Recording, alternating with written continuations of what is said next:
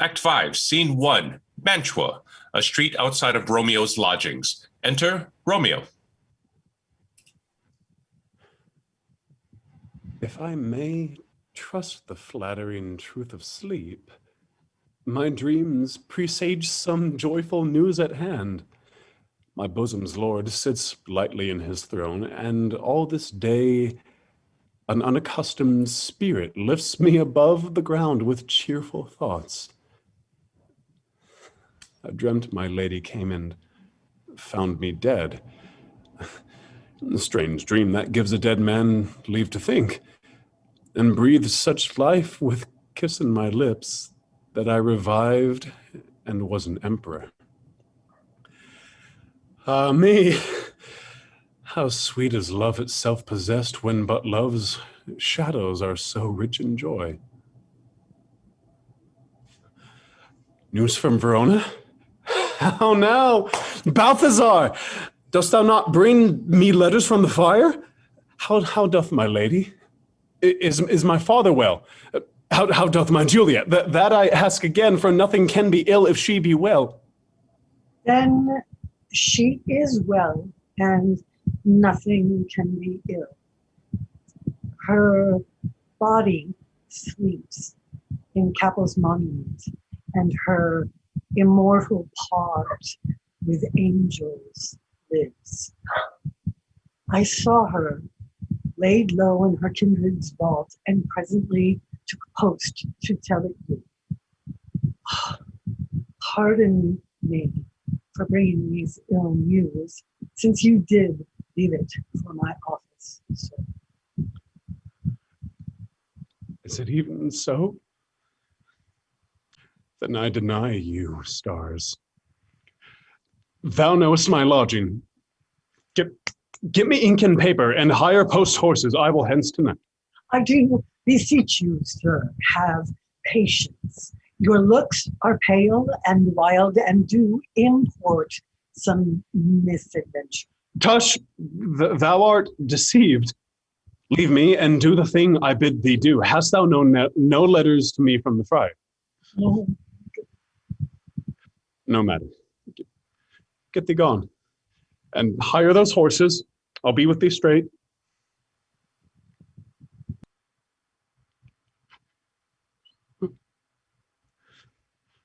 Well, Juliet, I will lie with thee tonight. Let's see for means. Oh, mischief. Thou art swift to enter in the thoughts of a desperate man.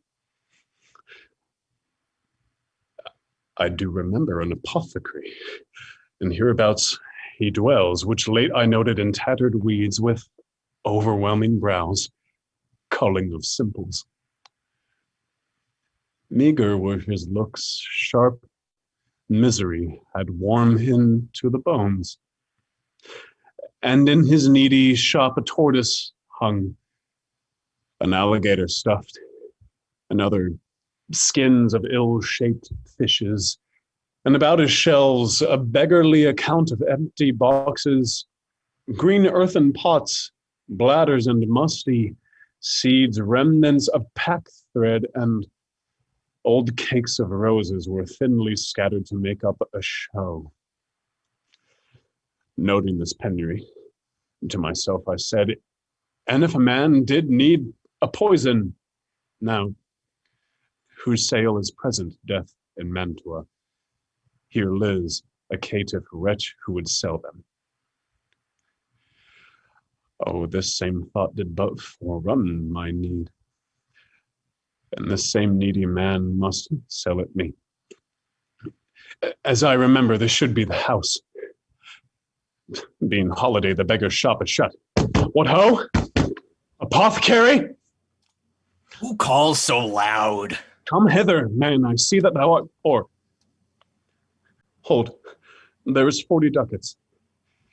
Let me have a dram of poison, such soon speeding gear as will disperse itself through all the veins, that the life weary take may fall dead and that the trunk may be discharged of breath as violently as hasty power fire doth hurry from the fatal cannon's womb. Such mortal drugs I have, but Mantua's law is death to any he that utters them. Art thou so bare and full of wretchedness and fear to die? Famine is in thy cheeks, need and oppression starveth in thy eyes. Contempt and beggary hangs upon thy back.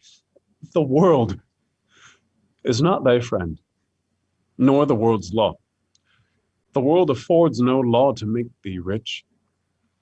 Then be not poor, but break it. And take this.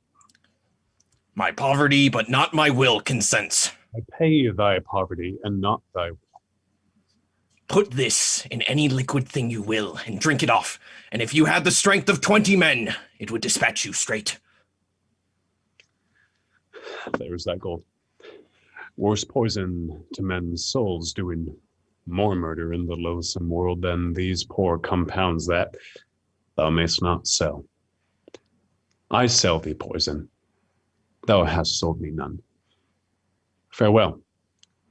Buy food and get thyself in flesh. Come, cordial and not poison. Go with me to Juliet's grave, for there I must use thee.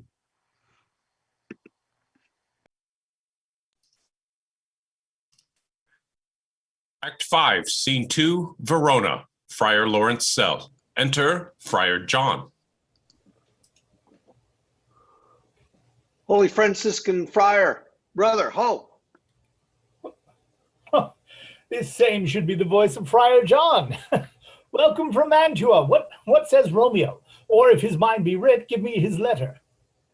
Going to find a barefoot brother out, one of our order, to associate me here in this city, visiting the sick, and finding him, the searchers of the town, suspecting that we both were in a house where the infectious pestilence did reign, sealed up the doors and would not let us forth, so that my speed to Mantua there was stayed.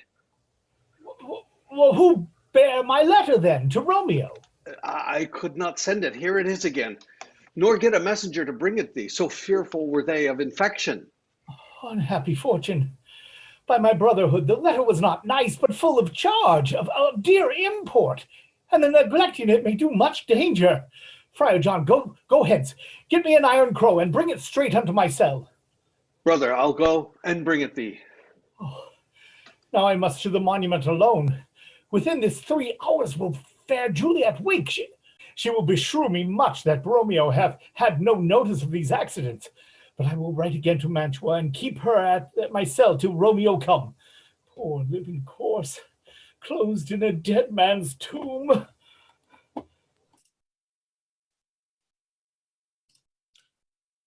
Act 5, Scene 3, a churchyard before the Capulet's tomb. Enter Paris and his page.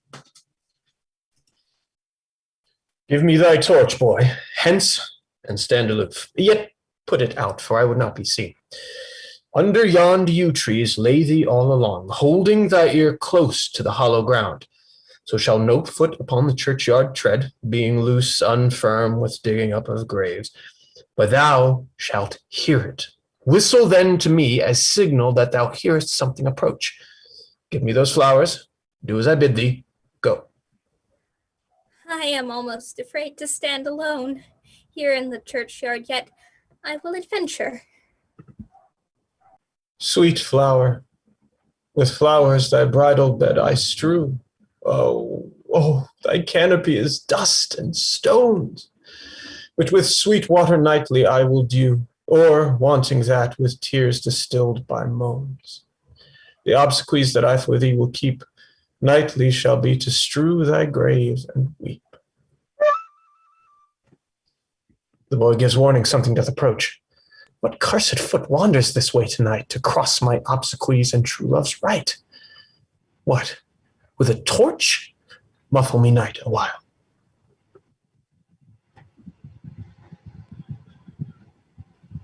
Give me that mattock and the wrenching iron. Oh, take this letter. Early in the morning, see thou deliver it to my lord and father. Give me the light. Upon thy life I charge thee, whate'er thou hearest or seest, stand all aloof and do not interrupt me in my course. Why I descend into this bed of death is partly to behold my lady's faith, but chiefly to take thence from her dead finger a precious ring. A ring that I must use in dear employment. Thenceforth hence be gone. But if thou, jealous, dost return to pry in what I farther shall intend to do, by heaven I will tear thee joint by joint and strew this hungry churchyard with thy limbs. The time and my intent are savage wild, more fierce and more exonerable far than empty tigers on the roaring sea. I will be gone, sir, and not trouble you. So shall thou show me friendship. Take thou that. Live and be prosperous. And farewell, good fellow. For all this same, I'll hide me hereabout. His looks I fear, and his intents I doubt.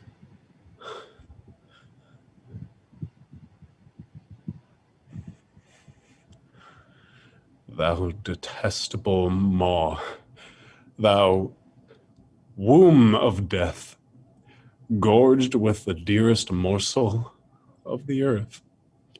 Thus I enforce thy rotten jaws to open, and in despite I'll cram thee with more food. This is that banished haughty Montague that murdered my love's cousin, with which grief it is supposed the fair creature died, and here has come to do some villainous shame to the dead bodies. I will apprehend him. Stop thy unhallowed toil, vile Montague. Can vengeance be pursued further than death? Condemned villain, I do apprehend thee. Obey and go with me, for thou must die. I must indeed, and therefore I came hither. Good gentle youth, tempt not a desperate man. Fly hence and leave me. Think upon these gone. Let them affright thee. I beseech thee, youth, put not another sin upon my head by urging me to fury. Oh, be gone. By heaven, I love thee better than myself. For I come hither armed against myself. Stay not, be gone, live. And hereafter stay a madman's mercy, bid thee run away. I do defy thy combination, and apprehend thee for a felon here. Wilt thou provoke me? Then have at thee, boy. Oh, Lord, they fight! I will go call the watch. Oh, I am slain. If thou be merciful, open the tomb. Lay me with Juliet.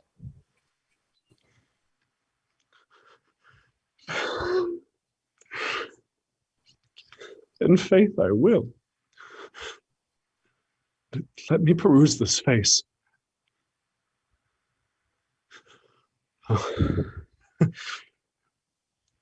Mercutio's kinsman, noble county Paris. What said my man when my betossed soul did not attend him as we rode? I think he told me Paris should have married Juliet. Said he not so? Or did I dream it so? Or am I mad hearing him talk to Juliet to think it was so? Oh, give me thy hand, one writ with me in sour misfortune's book. I'll bury thee in a triumphant grave. A grave, no. Oh, no, a lantern slaughtered youth, for here lies Juliet. Her beauty makes this vault of feasting presence full of light. Death, lie thou there, by a dead man interred.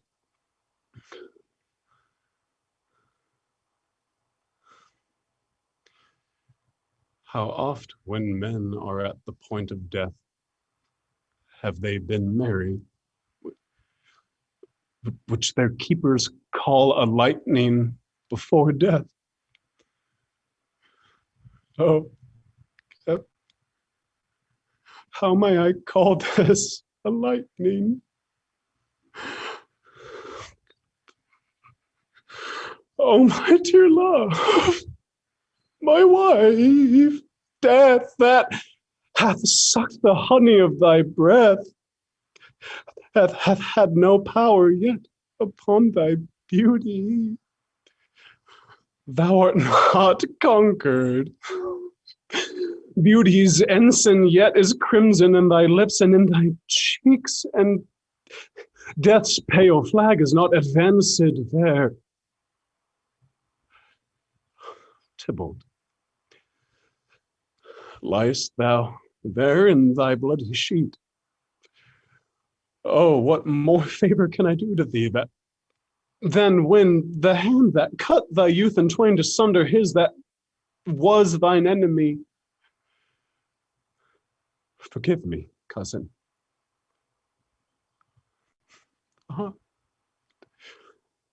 Dear Juliet,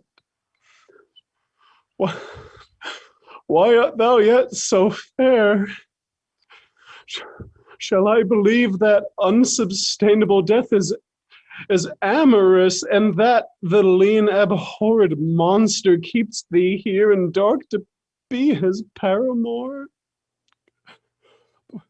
For fear of that I still stay with thee, and never from this place of dim light depart again.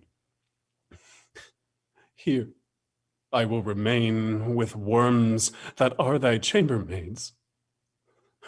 Oh, here will I set up my everlasting rest, and shall the yoke of inauspicious stars from this world wearied flesh.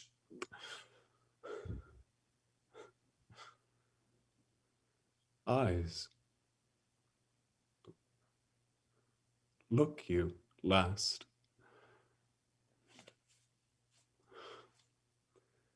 Arms, take your last embrace. And lips, oh, you the doors of breath, seal with the righteous kiss, a dateless bargain to engrossing death.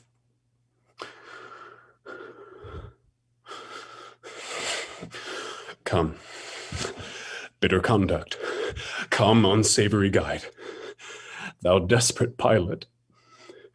Now at once run on the dashing rocks thy seasick, weary bark.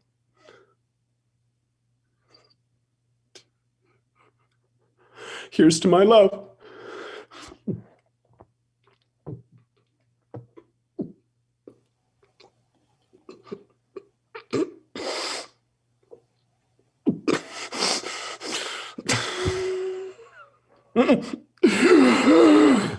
Oh, true apothecary, thy drugs are quick. Thus with a kiss,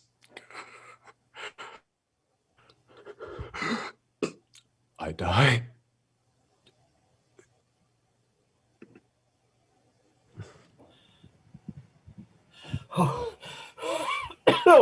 Oh, St. Francis be my speed. How oft tonight have my old feet stumbled at graves. Who's there? Here's one, a friend, and one that knows you well. Oh, bliss be upon me.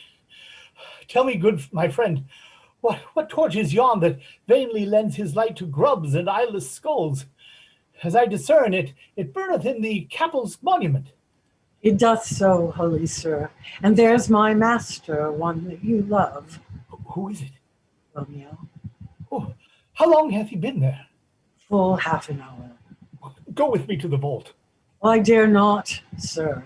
My master knows not, but I am gone hence, and fearfully did menace me with death if I did stay to look on his intents. Well, stay then. I'll go alone.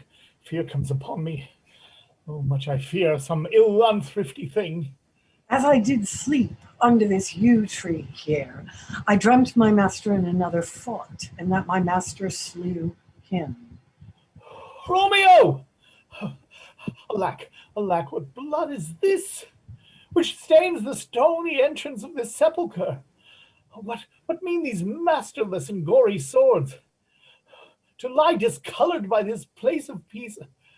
Romeo! Romeo! Oh, pale. Who else? But what? Paris too? And steeped in blood. Oh, what an unkind hour is guilty of this lamentable chance. The lady stirs.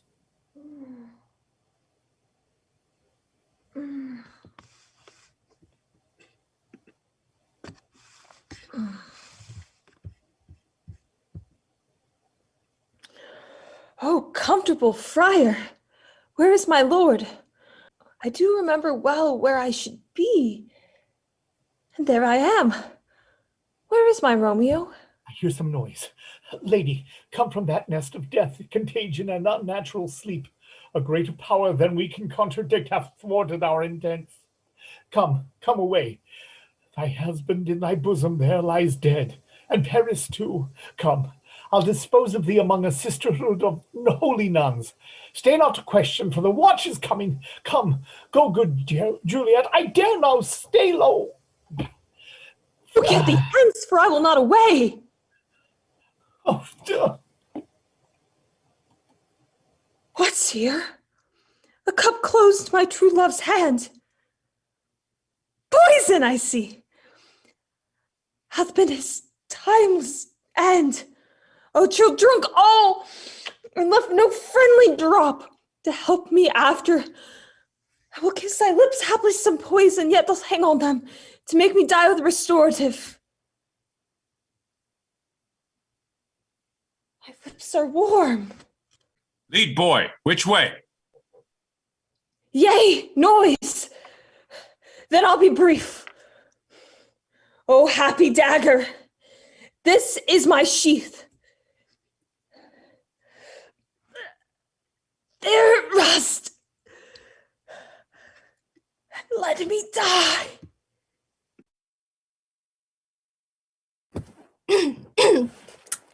This is the place, there where the torch doth burn. The ground is bloody. Search about this churchyard. Go, some of you, whoe'er you find, attach. A pitiful sight. Here lies the county slain, and Juliet bleeding, warm, and newly dead, who here hath lain this 2 days buried. Go, tell the prince, run to the Capulets, raise up the Montagues, some others search. We see the ground whereon these woes do lie, but the true ground of all these piteous woes we cannot without circumstance decry. Well, here's Romeo's man. We found him in the churchyard. Hold him in safety till the prince come hither. Here is a friar that trembles, sighs, and weeps. We took his mattock and the spade from him as he was coming from his churchyard side. A great suspicion stay the friar too. What misadventure is so early up that calls our person from our morning rest? What should it be that is so shrieked abroad? People in the street. They cry Romeo, some Juliet, and some Paris, and all run with open outcry toward our monument. What fear is this which startles in our ears? Sovereign, here lies the county Paris slain, and Romeo dead, and Juliet dead before, warm and new killed. Search, seek, and know how this foul murder comes. Here is a friar and the slaughtered Romeo's man, with instruments upon them fit to open these dead men's tombs. Heaven's wife, look how our daughter bleeds. This dagger hath mista'en, for lo, his house is empty on the back of Montague, and missheathed in my daughter's bosom. Oh, me, this sight of death is a bell that warns my old age to a sepulchre.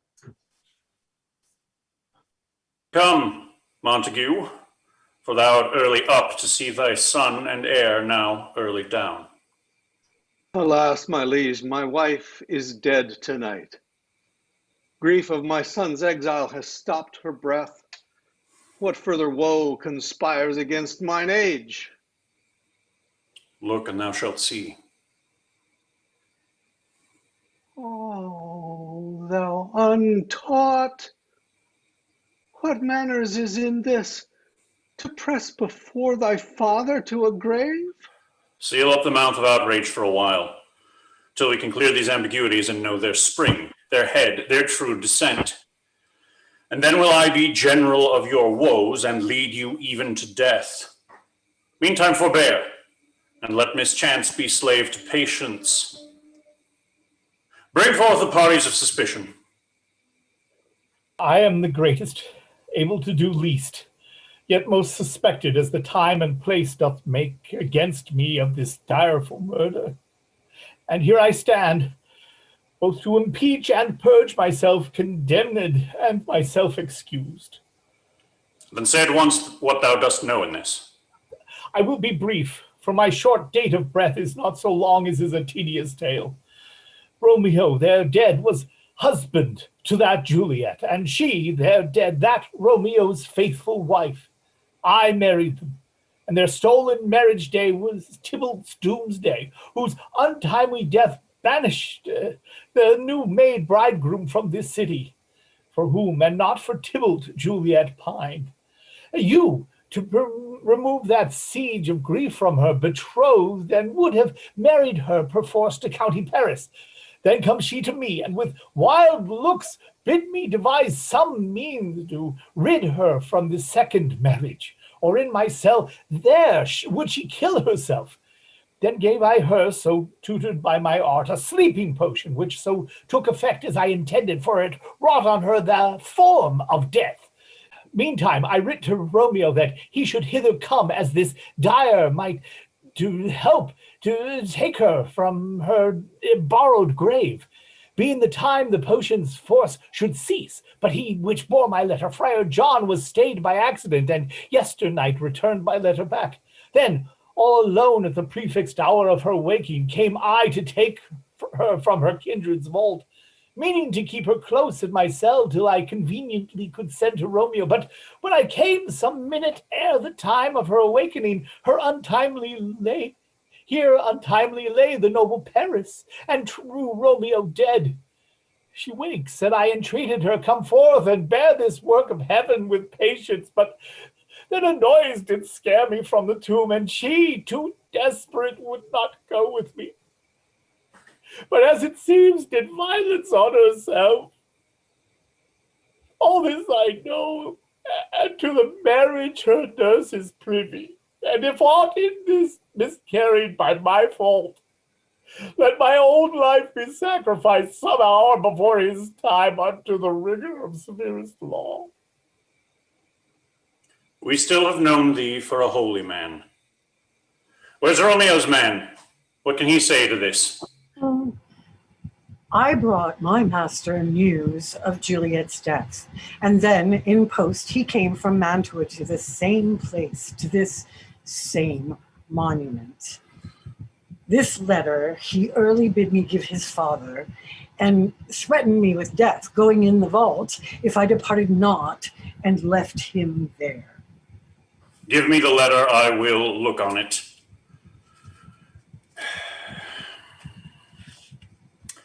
Where is the county's page that raised the watch? Sirrah, what made your master in this place? He came with flowers to strew his lady's grave, and bid me stand aloof, and so I did. Anon comes one with light to ope the tomb, and by my master drew on him, and then I ran away to call the watch. This letter doth make good the friar's words, their course of love, the tidings of her death. And here he writes that he did buy a poison of a poor apothecary, and therewithal came to this vault to die and lie with Juliet. Where be these enemies? Capulet, Montague, see what a scourge is laid upon your hate, that heaven finds means to kill your joys with love. And I, for winking at your discords, too, have lost a brace of kinsmen. All are punished. Brother Montague, Give me thy hand. This is my daughter's jointure. No more can I demand. But I can give thee more. For I will ray her statue in pure gold, that whiles Verona by that name is known, there shall no figure at such rate be set as that of true and faithful Juliet. As rich shall Romeo's by his ladies lie, for sacrifices of our enmity. A glooming peace this morning with it brings. The sun for sorrow will not show his head. Go hence to have more talk of these sad things. Some shall be pardoned, and some punished. For never was a story of more woe than this of Juliet and her Romeo.